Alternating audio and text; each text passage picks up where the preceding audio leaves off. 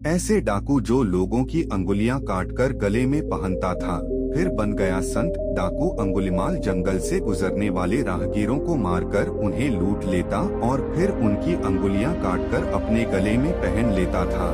एक बार डाकू अंगुलिमाल का गौतम बुद्ध से सामना हुआ। हेलो दोस्तों, राज इंस्पायर्ड आप सभी का स्वागत करता है। आज हम ऐसे कहानी बताने जा रहे हैं जो आपके जीवन के लिए बहुत ही लाभदायक होगी। वीडियो अच्छा लगे तो एक लाइक और चैनल को सब्सक्राइब कर दीजिएगा। धन्यवाद। प्राचीन काल में मगध राज्य में एक खूंखार डाकू हुआ करता था। वह जंगल में रहता था और अपने इलाके से गुजरने वाले राहगीरों को मारता था। उसकी दरिंदगी इतनी ज्यादा थी कि वह राहगीरों को मारकर उनकी अंगुलियां काट देता था, फिर उनकी माला बनाकर पहन लेता था। इसी वजह से उसे अंगुलिमाल डाकू कहते थे। अंगुलिमाल डाकू का इलाके में बहुत खौफ था। एक बार गौतम बुद्ध अपने शिष्यों के साथ उस राज्य में विहार कर रहे थे। वह एक गांव में पहुंचे और रात्रि विश्राम किया। वहां के लोगों में एक अलग तरह का खौफ था। जब बुद्ध ने उनसे डरने की वजह पूछी तो उन्होंने कहा कि हमारे पास के जंगल में अंगुलिमाल नाम का एक खूंखार डाकू रहता है। वह लोगों को बहुत बेरहमी से मार डालता है। यहाँ लोग और आसपास के लोग के कितने ही लोगों को वह मार चुका है। बुद्ध ने श्रावकों से कहा कि वह उस खूंखार अंगुलिमाल डाकू से हम मिलना चाहते हैं। तब लोगों ने बुद्ध को उसके पास जाने से मना कर दिया। उन्होंने कहा कि उसके सामने जो भी आता है वो उसे छोड़ता नहीं है। आप क्यों अपनी जान को जोखिम में डाल रहे हैं? मगर बुद्ध ने कहा कि वह उस डाकू से जरूर मिलेंगे। बुद्ध की यह जिद देखकर उनके शिष्य भी भयभीत हो गए।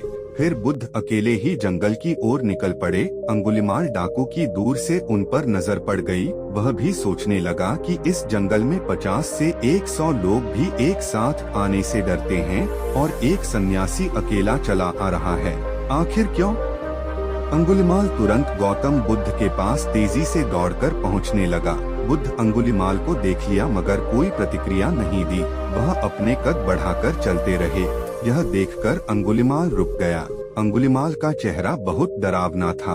उसने गले में इंसानों की कटी हुई अंगुलियों की माला पहनी हुई थी। उसकी आंखों में वहशीपन झलक रहा था। मगर बुद्ध के चेहरे पर बिल्कुल भी डर का भाव नहीं था। अंगुलिमाल डाकू ने बुद्ध से कहा कि हे सन्यासी, तुम्हें मुझसे डर नहीं लगता क्या? मैंने न जाने कितने ही लोगों को मौत के घाट उतारा है। मेरे गले में लटकी यह माला इस बात की गवाह है। बुद्ध ने बहुत विनम्रता पूर्वक से उसका उत्तर दिया। उन्होंने कहा कि तुझसे मैं क्यों डरूं? यह बात सुनकर अंगुलिमाल डाकू का क्रोध और बढ़ गया।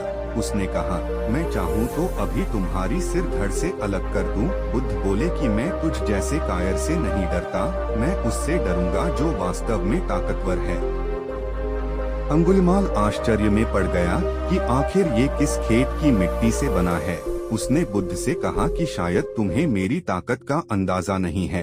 तभी बुद्ध बोले कि अगर तू वास्तव में ताकतवर है तो जा इस पेड़ की 10 पत्तियां तोड़कर ला। अंगुलिमाल डाकू की हंसी फूट पड़ी। वह राक्षसों की तरह जोर जोर से हंसने लगा और बोला, बस सिर्फ 10 पत्तियां? अरे पत्तियां तो क्या, मैं पूरा पेड़ ही उखाड़ ले आता हूँ। बुद्ध ने कहा कि पूरा पेड़ उखाड़ने की कोई जरूरत नहीं है, सिर्फ उसकी 10 पत्तियां तोड़कर ला।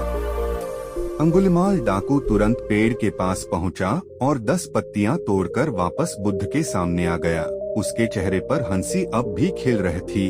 अब बुद्ध ने बोला कि जाओ इन पत्तियों को जहां से तोड़ा है वहां वापस जोड़ दो। अंगुलिमाल डाकू की हंसी अचानक गायब हो गई। उसने कहा, ये कैसे हो सकता है?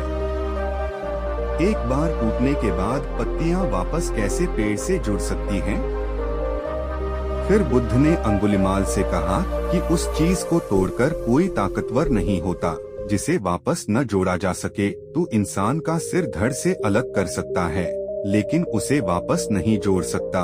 असली ताकत तो उसमें होती है जो टूटे हुए को वापस जोड़ दे। अंगुलिमाल के चेहरे के तोते उड़ चुके थे। बुद्ध की बातें सुनकर वह चुप हो गया था। उसके पास बुद्ध के कथन का कोई जवाब नहीं था। उसे खुद से घिन होने लगी कि वह वास्तव में ताकतवर नहीं है।